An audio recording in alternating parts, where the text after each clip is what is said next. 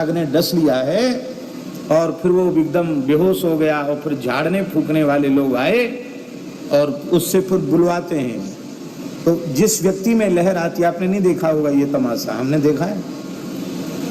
तो उस व्यक्ति में जिसमें सर्प की लहर, विष की लहर आती है, वो कहता है, वो व्यक्ति नहीं बोलता, उस व्यक्ति की वाणी से वो सर्प ही बोलता है कि मैं इतना प्राचीन नाग देवता हूं, मेरे स्थान पर इन्होंने मलमूत्र का त्याग कर दिया अथवा मेरे ऊपर इन्होंने अपना पैर रख दिया और इससे क्षुब्ध होकर मैंने इसको डस लिया और इसको मैं छोड़ूंगा नहीं। फिर वो कहते हैं कि नहीं, कई बार ये भी कहता कि इसने पूर्व जन्म में हमारा वैर किया था और इसलिए मैंने उस जन्म में भी इससे बदला लिया, इस जन्म में भी बदला लूंगा।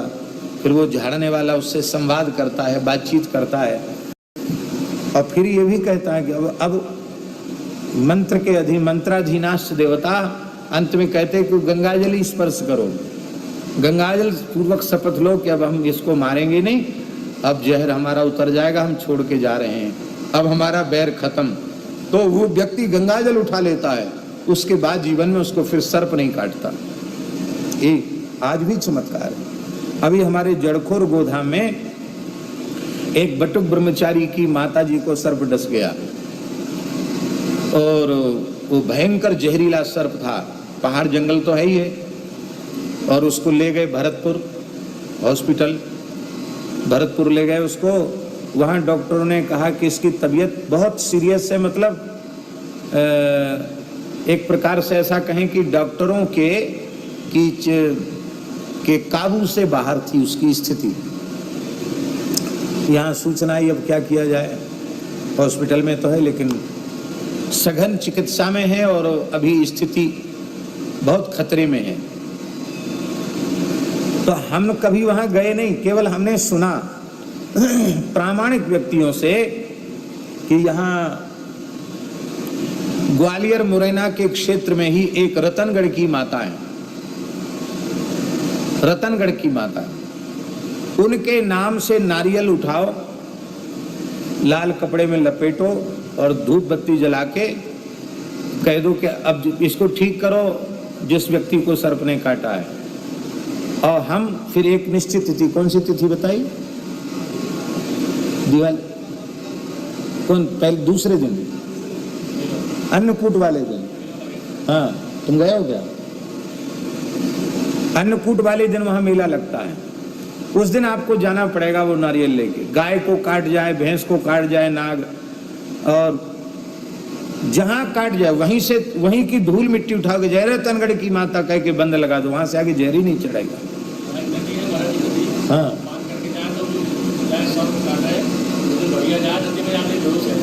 हाँ, एक नदी है, नदी पार करके जैसे व्यक्ति जाता वहां बेहोश हो गया, भस्म भी रखते हैं।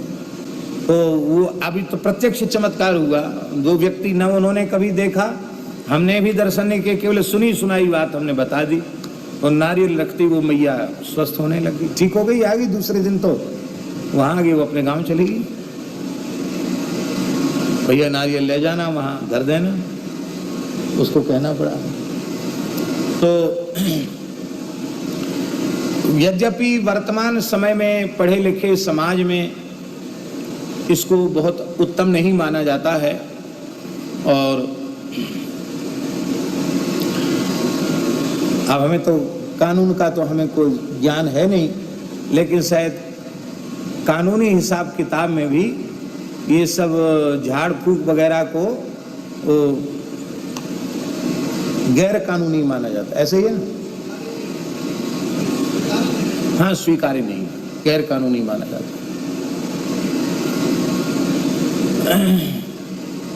ठीक है, अच्छी बात है,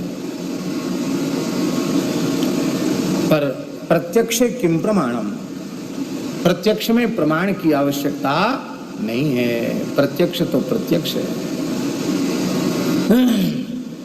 एक सज्जन हमारे महाराज जी के पास आए, बोले हम तो बचपन से ही इन सब चीजों में बिल्कुल विश्वास नहीं रखते, भरोसा नहीं रखते हैं, भूत प्रेत तो हम बिल्कुल नहीं मानते हैं। तो महाराज जी बोले फिर और क्या मानते हैं आप? बोले और सब मानते हैं, गीता भागवत रामायण जो हमारे धर्म ग्रंथ हैं उनको तो मानते हैं। ये सब भूत प्रेत झाड़ फूक ये सब कुछ नहीं मानते हैं। महाराज जी ने कहा नहीं, तब आप भागवत गीता रामायण भी नहीं मानते हैं। कहा क्यों? महाराज बोले भागवत की शुरुआत धुंधकारी भूत से है। चंचुला का पति भूत बन गया, ब्रह्म भयंकर प्रेत बन गया, उसकी मुक्ति के लिए शिव पुराण की कथा। शिव पुराण तमाम पुराणों का आरंभ भूत प्रेत से है। तो आप किसी पुराण को नहीं मानेंगे, क्योंकि एक जगह जब आप अमान्य करेंगे तो सब जगह अमान्यता करनी पड़ेगी। अब उनका तर्क जब नहीं बना तो बोले कि महाराज जी वो सब ठीक है, ढोंग पाखंड। ठीक है, ढोंग पाखंड है, इसमें क्या प्रमाण है कि ढोंग पाखंड है कि सही है? ढोंग पाखंड भी हो सकता है, लेकिन सही नहीं है, इस बात में क्या प्रमाण है? तो इसमें तो कोई प्रमाण नहीं। फिर बोले हम तो प्रत्यक्ष को प्रमाण मानते हैं। महाराज जी ने कहा चलो ठीक है, आपने अपने बाबा को देखा है? बोले हाँ देखा है। आपने अपने बाबा के बाबा को देखा है? नहीं देखा है। नाम सुना? बोले नाम सुना है। आप क्यों मानते हैं उनको? आपके आंख के सामने परबाबा हुए नहीं तो आप उनको क्यों मानते हैं? आप तो प्रत्यक्ष को प्रमाण मानते हैं। तो आपके प्रत्यक्ष तो थे नहीं आपके बाबा के बाबा, आप क्यों मानते हैं? इसीलिए मानते हैं कि जिन लोगों ने देखा है उनकी परंपरा से। आपने नहीं देखा, लेकिन आपके बाबा ने तो अपने बाबा को देखा होगा, वो उनका अमुक नाम बताते तो आप स्वीकार करते हैं।